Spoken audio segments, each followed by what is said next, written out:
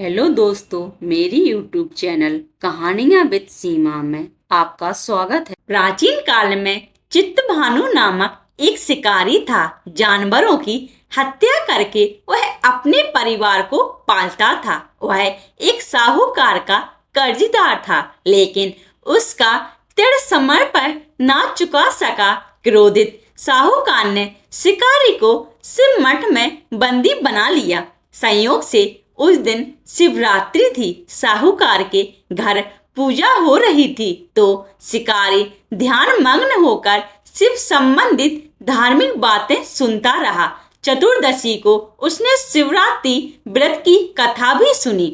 शाम होते ही साहूकार ने उसे अपने पास बुलाया और ऋण चुकाने के विषय में बात की। शिकारी अगले दिन सारा ऋण लौटा देने का वचन देकर बंधक से छूट गया। अपनी दिनचर्या की भांति वह जंगल में शिकार के लिए निकला, लेकिन दिन भर बंदी गृह में रहने के कारण भूख प्यास से व्याकुल था। शिकार खोजता हुआ वह बहुत दूर निकल गया। जब अंधेरा हो गया तो उसने विचार किया कि रात जंगल में ही बितानी पड़ेगी। वह वन एक तालाब के किनारे एक बेलपत्र के पेड़ पर चढ़कर रात बीतने का इंतजार करने लगा। बेलपत्र वृक्ष के नीचे शिवलिंग था, जो बेलपत्तों से ढका हुआ था। शिकारी को उसका पता न चला। पड़ाव बनाते समय उसने जो टहलियां तोड़ी, वे संयोग से शिवलिंग पर गिरती चली गईं। इस प्रकार दिन भर भूखे प्यासे शिकारी का व्रत भी हो गया और शिवलिंग पर बेलपत्र भी चढ़ गए। एक पहर रात्रि बीत जाने पर एक गर्भवती हिरनी तालाब पर पानी पीने पहुंची। शिकारी ने धनुष पर तीर चलाकर ज्यों ही प्रत्यंचा खींची, हिरनी बोली, मैं गर्भवती हूँ, शीघ्र ही प्रसव करूंगी। तुम एक साथ दो जीवों की हत्या करोगे, जो ठीक नहीं है। मैं बच्चे को जन्म देकर शीघ्र तुम्हारे समक्ष प्रस्तुत हो जाऊंगी, तब मान लेना। शिकारी ने प्रत्यंचा ढीली कर दी और हिरनी जंगली झाड़ियों में लुप्त हो गई। प्रत्यंचा चढ़ाने तथा ढीली करने के वक्त कुछ बेलपत्र अनायास ही टूटकर शिवलिंग पर गिर गए। इस प्रकार उससे अनजाने में ही प्रथम पहर का पूजन भी संपन्न हो गया।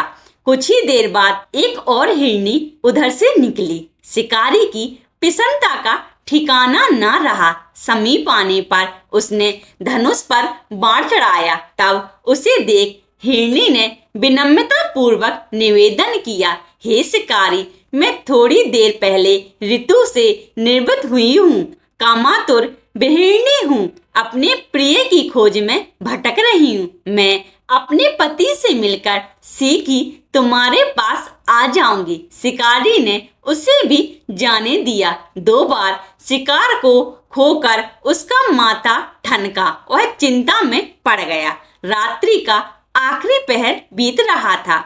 इस बार भी धनुष से लगकर कुछ बेलपत्र शिवलिंग पर जा गिरे तथा दूसरे पहर की पूजन भी संपन्न हो गई। तभी एक अन्य हिरनी अपने बच्चों के साथ उधर से निकली। शिकारी के लिए यह स्वर्णम का अवसर था। उसने धनुष पर तीर चढ़ाने में देर नहीं लगाई। वह तीर छोड़ने ही वाला था कि हिरनी बोली, हे शिकारी, मैं इन बच्चों को इनके पिता के हवाले करके लौट आऊंगी। इस समय मुझे मत मारो। शिकारी हंसा और बोला, सामने आए शिकारी को छोड़ दूं, मैं ऐसा मूर्ख नहीं। इससे पहले मैं 2 बार अपना शिकार खो चुका हूँ। मेरे बच्चे भूख प्यास से व्याकुल हो रहे होंगे। उत्तर में हिरनी ने फिर कहा, जैसे तुम्हें अपने बच्चों की ममता सता रही है, ठीक वैसे ही मुझे भी। हे शिकारी, मेरा विश्वास करो, मैं इन्हें इनके पिता के पास छोड़कर तुरंत लौटने की प्रतिज्ञा करती हूँ। हिरनी का दीन स्वर सुनकर शिकारी को उस पर दया आ गई। उसने उस मृगी को भी जाने दिया। शिकार के अभाव में तथा भूख प्यास से व्याकुल शिकारी अनजाने में ही बेल वृक्ष पर बैठा बेल पत्तों तोड़कर नीचे फेंकता जा रहा था।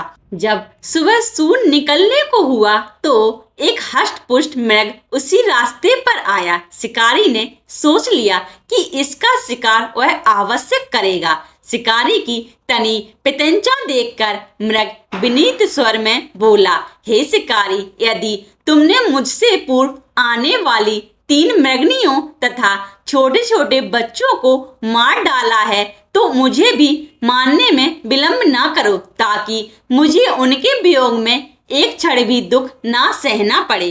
मैं उन हिरनियों का पति हूँ। यदि तुमने उन्हें जीवन दान दिया है तो मुझे भी कुछ क्षण का जीवन देने की कृपा करो। मैं उनसे मिलकर तुम्हारे समक्ष उपस्थित हो जाऊंगा। मृग की बात सुनते ही शिकारी के सामने पूरी रात का घटना चक्र घूम गया। उसने सारी कथा मृग को सुना दी। तब मृग ने कहा, मेरी तीनों पत्नियां जिस प्रकार प्रतिज्ञाबद्ध होकर गई हैं, मेरी मृत्यु से अपने धर्म का पालन नहीं कर पाएंगी। अतः जैसे तुमने उन्हें विश्वासपात मानकर छोड़ा है, वैसे ही मुझे भी जाने दो। मैं उन सब के साथ तुम्हारे सामने शीघ्र उपस्थित होता हूँ। शिकारी ने उसे भी जाने दिया। इस प्रकार प्रातः हो गई। उपवास, रात्रि जागरण तथा शिवलिंग पर बेलपत्र चढ़ने से अनजाने में ही पर शिवरात्रि की पूजा पूर्ण हो गई। पर अनजाने में ही की गई पूजन का परिणाम उसे तत्काल मिला। शिकारी का हिंसक हृदय निर्मल हो गया। उसमें भागवत शक्ति का वास हो गया। थोड़ी ही देर बाद वह मृग सपरिवार शिकारी के समक्ष उपस्थित हो गया ताकि वह उनका शिकार कर सके। किंतु जंगली पशुओं की ऐसी सत्यता, साहित्यता एवं सामूहिक प्रेम भावना देखकर शिकारी को बड़ी गिलानी हुई। उसने मृग परिवार को जीवन दान दे दिया। अनजाने में शिवरात्रि के व्रत का पालन करने पर भी शिकारी को मोक्ष की प्राप्ति हुई। जब मृत्यु काल में यमदूत उसके जीव को ले जाने आए तो शिवगणों ने उन्हें वापस भेज दिया तथा शिकारी को शिवलोक ले गए। शिव जी की कृपा से ही अपने इस जन्म में राजा चित्तभानु अपने पिछले जन्म को याद रख पाए तथा महाशिवरात्रि के महत्व को जानकर उसका अगले जन्म में भी पालन कर पाए। यदि आप ऐसी ही कहानियों को पसंद करते हैं तो कृपया आप मेरे YouTube चैनल कहानियां विद सीमा को सब्सक्राइब, लाइक एंड अपने दोस्तों के साथ शेयर करें। धन्यवाद।